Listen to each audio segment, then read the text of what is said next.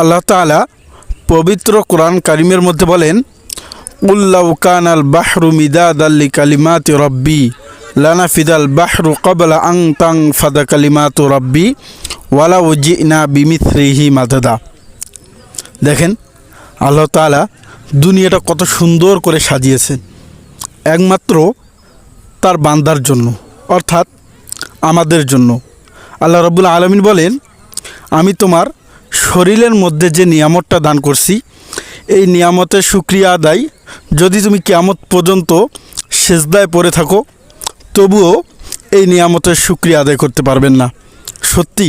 হ্যাঁ, এটাই সত্যি। দেখেন আজকে পৃথিবীটা কত সুন্দর করে আল্লাহ সাজিয়েছে।